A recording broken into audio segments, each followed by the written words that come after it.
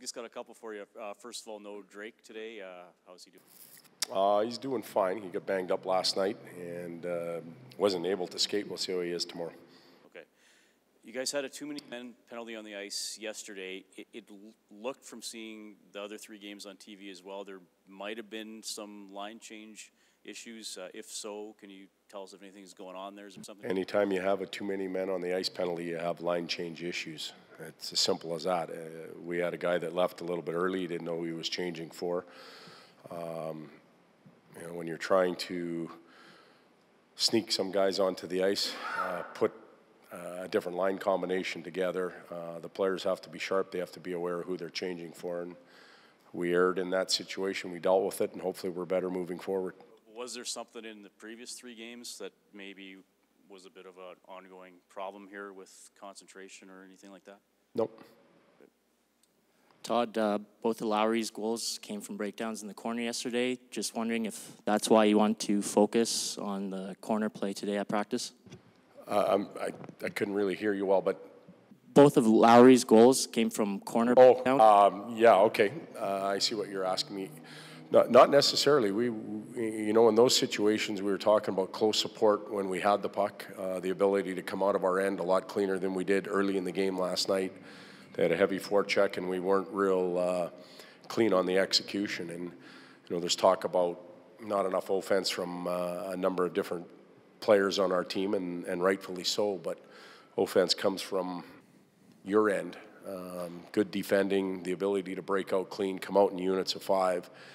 That will allow us to spend more time in the offensive zone. It'll allow players to get rewarded when they're fresh versus tired. And it's still an area that we have a lot of work to do, is coming out of our end clean. Todd, you seem pretty patient, waiting to try to get some of those line combos going. It didn't work, so you switched it up. You moved Kajula and Puljujarvi up with Draisaitl and Lucic and Yama with Stroman.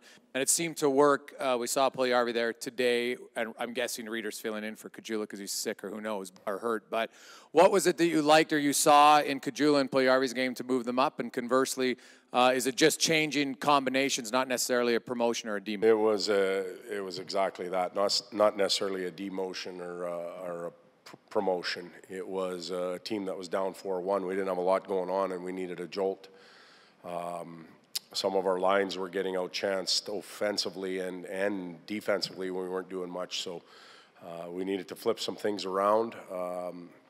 Those line changes were important, but I think going to 3 lines also helped. It kept the motor running, if you will, for lack of a better term, with some of our bigger minute players, and they just got enough rest to catch their breath and then go again, and I think that kept them in a game a little bit more. And sometimes early in the season that can be the case. They're not quite tired yet. They're not worn out. You perhaps have to use them more than you maybe would in game 55, 60 when they are a little tired and worn out. Now, based on practice, it looked like you liked the results of those changes because Strome was with Lucic and Puljujarvi was with Draisaitl. Yeah, we'll keep them that way for now, and we'll see if we can replicate what we did in the last half of that game, playing with the pace, playing with the energy, and attacking a lot more than we were attacked. Hi, Coach. This was such a very long trip to start the season, and I would think there had to be some fatigue at times that set in from the travel, from the multiple time zones. Did you see something last night toward the end of the game where it looked like suddenly players were feeling fresher? No, not from a physical standpoint, maybe from a mental standpoint. To me, it was 4-1. We weren't playing real well, and we had a discussion between the first and second, and that discussion didn't change between the second and third. We just had to keep moving forward, playing a little bit faster, finding ways to create some time in their zone, and we thought we would have a chance and we would be okay. They poured it all out, in my opinion, in the last period and a half. We didn't pour it all out in the first period and a half, and our team can't afford to waste minutes. It has to be on the line from minute 1 to minute 60, and we haven't really used a full 60 minutes yet in any of our games. So I'd like to see what our group can do when we pour it all out. Todd, 2-2 and 1-3 is only a difference of one game in the standings. How much bigger is it mentally, though, for this club to come out after a game like that and feel a little bit refreshed going into Boston? Well, I've been asked this question a number of times over the last 24 hours. 2-2 is better than 1-3. There's obvious math to that. The fact that we were able to come back against a really good team, I think, was as important as the 2-2 record. But at this time of the year, the early starts, the records are magnified immensely because there's nothing else to evaluate. You think of a 7-game series, there's a lot of teams that are 2-2 at some point in it, even 1-3, and they find ways to come back. We're 4 games into an 82-game season, and there's been a lot of stress and pressure put on our group and a lot of teams in the league because the numbers are so tight. For me, 2-2 is better than 1-3, but the ability to come back and have a total team effort was real important last night as well.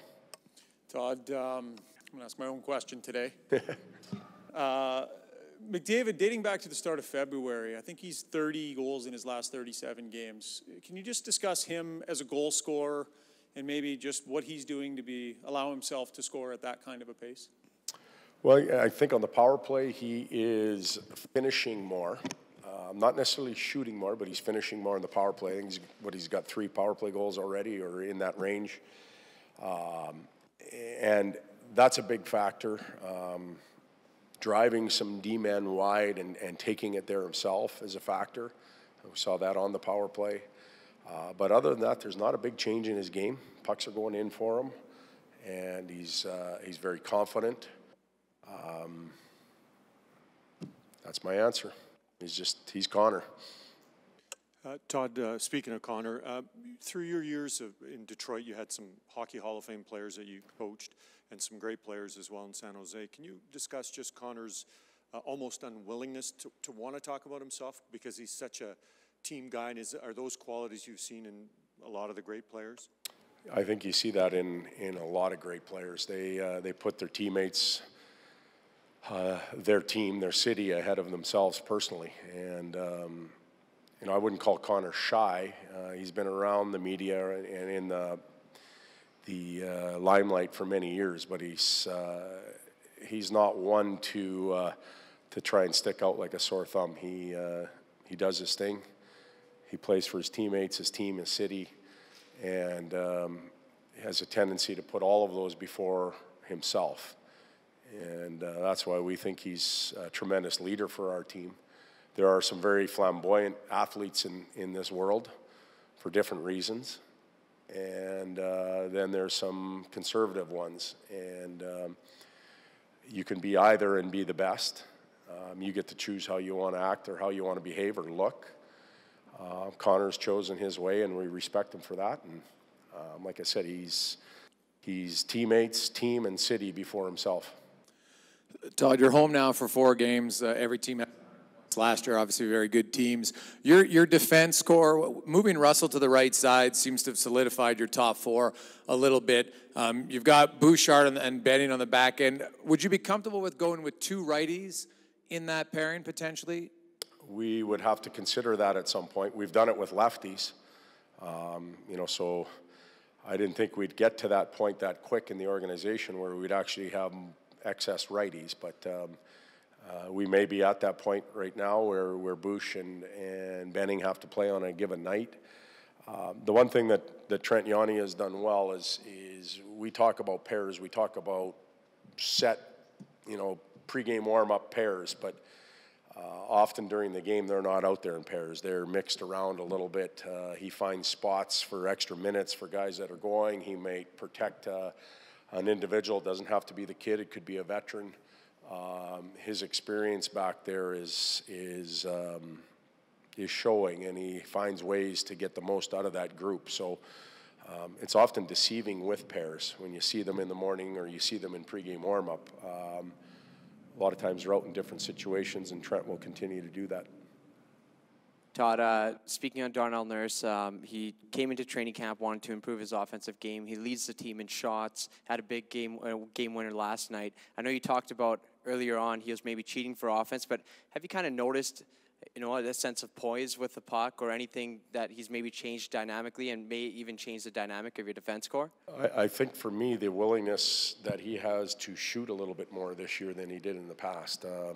And it's not the big bomb, it's the ability to shoot for opportunity is what we call it. He's able to get square to the net, get a shot off a little bit quicker, get it to the goaltender's pad so that there's a scrum or a secondary opportunity, and some of the offense is coming there.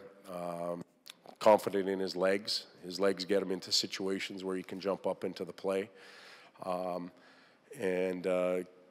Quite frankly, his decision-making over the last 2 or 3 games has been much better than it was earlier. And as a result, he's been much more involved in the offense, picking his spots. And again, that's Vive and Jan stressing to him, know when to go and when not to go. And he's doing a better job of that. Todd, just back to Connor's demeanor or reaction to setting the NHL record. Do you think that's a hockey thing? That's just a cultural hockey player attitude? Well, you know what? I wasn't aware of his reaction. I still haven't seen it, heard about it. I know there's chatter out there. We came back from a 3-goal deficit to win in a building that's very tough to play, and a team that hadn't lost in 10, 11 games. He wasn't, based on how I know Connor, he wasn't going to pound his chest and say, hey, look at me. He was saying, hey, look at our team. And that's why he gave the reaction he did. Again, I haven't seen it. I have no problem with whatever it was. Teammates, team, community first for Connor. That's just the way it is. Todd, is there a sense of normalcy for the guys now after that long road trip and finally getting into your home opener? Not yet, but getting there. We're getting home now, and the fact that we came home before we went to Winnipeg helps. It broke the trip up a little bit. We were able to get to know our families again a little bit and get organized at home and in the community, get some personal things done. But this homestand's obviously really important, and we're playing some A-class teams. So our task is going to be tough while we reacclimatize to our home.